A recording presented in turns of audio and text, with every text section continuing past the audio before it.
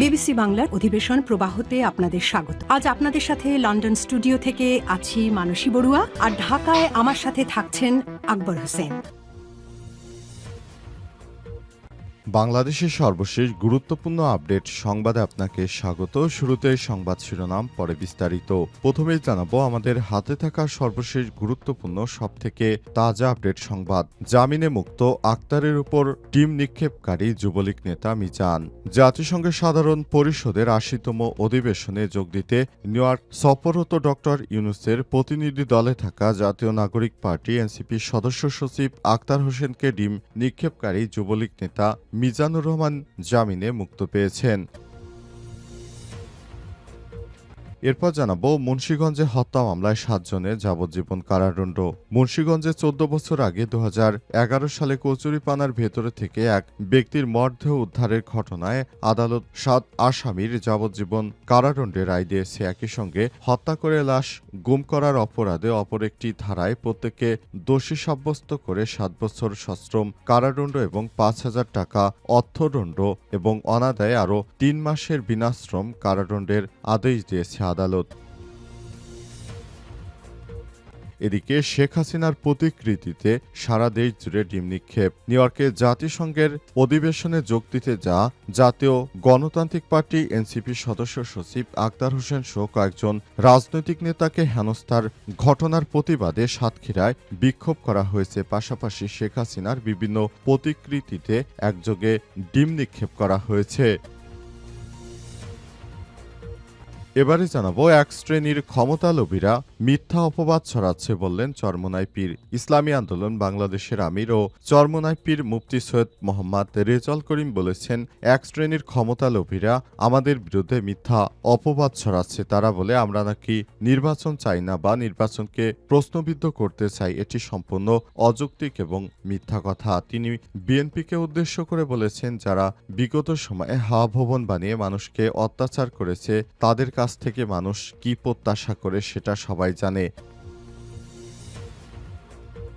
এবং সর্বশেষ জানাবো টাইফুন রাগাসার আঘাতে বিপর্যস্ত তাইওয়ান, নিহত ১৪। সুপার টাইফুন রাগাসার আঘাতে বিপর্যয় নেমে এসেছে তাইওয়ানে। কয়েক দশকের পুরনো একটি হ্রদের বাঁধ ভেঙে কমপক্ষে ১৪ জন নিহত হয়েছে। নিখোঁজ রয়েছে ১২৪ জন। নিখোঁজ সবাই অংফু শহরের বাসিন্দা। কর্তৃপক্ষ বলছে ক্ষয়ক্ষতির পরিমাণ ধারণার চেয়ে অনেক বেশি। খবর এনডিটিভির। প্রিয় দর্শক, এতক্ষণ শুনছিলেন সংবাদ শিরোনাম, এবারে বিস্তারিত।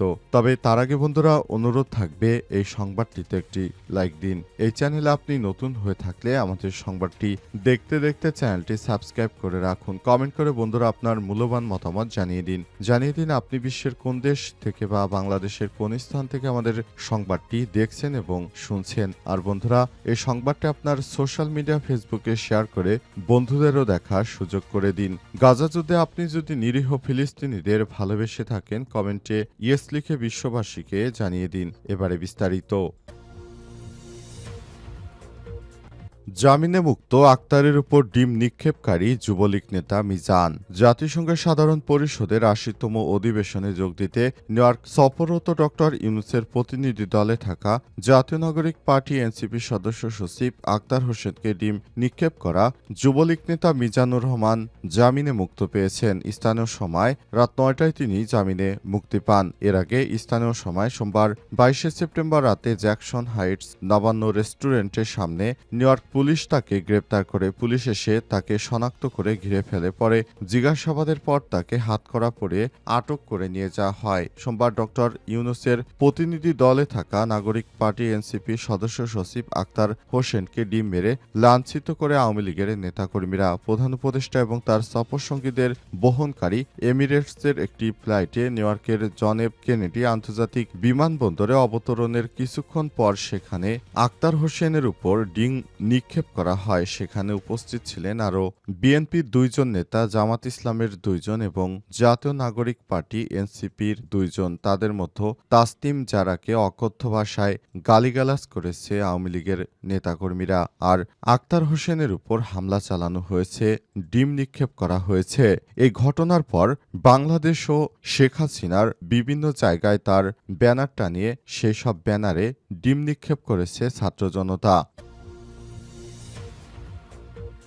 মুন্সিগঞ্জে হত্যা মামলায় ৭ জনের যাবজ্জীবন। মুন্সিগঞ্জের সদরে ১৪ বছর আগে ২০১১ সালে কচুরিপানার ভেতর থেকে এক ব্যক্তির মরদেহ উদ্ধারের ঘটনায় আদালত ৭ আসামির যাবজ্জীবন কারাদণ্ডের রায় দিয়েছে। একই সঙ্গে হত্যা করে লাশ গুম করার অপরাধে অপর একটি ধারায় প্রত্যেককে দোষী সাব্যস্ত করে ৭ বছরের সশ্রম কারাদণ্ড এবং ৫,০০০ টাকা অর্থদণ্ড, অনাদায়ে আরও ৩ মাসের বিনাশ্রম কারাদণ্ড দিয়েছে আদালত। মঙ্গলবার ২৩ সেপ্টেম্বর বিকাল ৪:৩০টার দিকে অতিরিক্ত জেলা ও দায়রা জজ প্রথম আদালতের বিচারক খালেদা ইয়াসমি উর্মি এ রায় ঘোষণা করেন। রায়ে প্রচারের সময় আসামি আলেয়া বেগম ওরফে আলো বেগম আদালতে উপস্থিত ছিলেন। পরে তাকে কারাগারে প্রেরণ করা হয়। অপর ৬ আসামি পলাতক থাকায় তাদের বিরুদ্ধে পরোয়ানা জারির নির্দেশনা দেওয়া হয়েছে। অপর পলাতক আসামিরা হলেন একই গ্রামের মৃত মোসলেম খানের ছেলে আতু ওরফে হাতু, বয়স ৪৫, টঙ্গীবাড়ি উপজেলার পুরা গ্রামের দৈনন্দিন ঢালির ছেলে মোহাম্মদ হোসেন ২৯, চর বেশনাল গ্রামের শব্দু খন্দকারের ছেলে আলামিন খন্দকার ৩৩, জুলহাস আকনের ছেলে সোহর আলী ২২, তোতা আকনের ছেলে শহীদ খান ৩৫, খোরশেদ দেওয়ানের ছেলে চান মিয়া ২০। মামলা ও আদালত সূত্র থেকে জানা গেছে ২০১১ সালের ১ ডিসেম্বর সদর উপজেলার আকালমেঘ পলাশপুর গ্রামের আমজাদ ব্যাপারীর ছেলে অলিদ ব্যাপারী ৩৮ শ্বশুরবাড়ি যাওয়ার উদ্দেশ্যে বিকাল ৫টার দিকে বাড়ি থেকে বের হন। পরে তাকে খোঁজাখুঁজি করে পাওয়া যায়নি। এরপর ৬ ডিসেম্বর এলাকার লোকজন তাকে দেখতে পান কচুরিপানার মধ্যে তার লাশ। এই ঘটনার পরই পুরো এলাকায় বিষয়টি নিয়ে চাঞ্চল্যকর পরিস্থিতি বিরাজ করে। শেখ হাসিনার প্রতিকৃতিতে ডিম নিক্ষেপ। নিউ ইয়র্কের জাতীয় নাগরিক পার্টি এনসিপির সদস্য সচিব আক্তার হোসেন সহ কয়েকজন রাজনৈতিক নেতাকে হেনস্থার প্রতিবাদে দেশের বিভিন্ন জায়গায় শেখ হাসিনার ছবি সংবলিত ব্যানার টানিয়ে তারপর সেটাতে ডিম নিক্ষেপ করা হয়েছে। অন্তর্বর্তীকালীন সরকারের প্রধান উপদেষ্টা ক্ষমতায় আসার পর বিভিন্ন জায়গায় গিয়ে তারা হেনস্থার শিকার হচ্ছেন। অন্তর্বর্তীকালীন সরকারের প্রধান উপদেষ্টা প্রফেসর ড মোহাম্মদ ইউনূসের সরকার ক্ষমতা গ্রহণের পর থেকেই বিভিন্ন সমস্যা শুরু করেছেন, কিন্তু নিউ ইয়র্কে যাওয়ার পর বিশেষ করে এনসিপির নেতাকর্মীদের উপর যুক্তরাষ্ট্রে আওয়ামী লীগের নেতাকর্মীরা ডিম নিক্ষেপ করে এই ঘটনার প্রতিবাদ জানিয়েছে জাতীয় নাগরিক পার্টি এনসিপির নেতাকর্মীরা। তারা দেশের বিভিন্ন জায়গায় শেখ হাসিনার ছবিকে বিকৃত করে তারপর সেগুলো বিভিন্ন জায়গায় টাঙিয়ে সেখানে ডিম নিক্ষেপ করেছে। পাশাপাশি যুক্তরাষ্ট্রে যে ডিম নিক্ষেপ করেছে আওয়ামী লীগের নেতা মিজান, তার বাড়িতেও গতকাল রাতেই হামলা চালিয়েছে জাতীয় নাগরিক পার্টি এনসিপির নেতাকর্মীরা। এই ঘটনায় পুরো এলাকায় চাঞ্চল্যকর পরিস্থিতি তৈরি হয়েছে। সবাই সতর্ক অবস্থানে রয়েছে। ওই এলাকায় পুলিশ পাঠানো হয়েছে। এই ঘটনার পরই সেখানে অতিরিক্ত পুলিশ পাঠিয়েছে যেন কোনো বিশৃঙ্খল পরিস্থিতি তৈরি না হয়।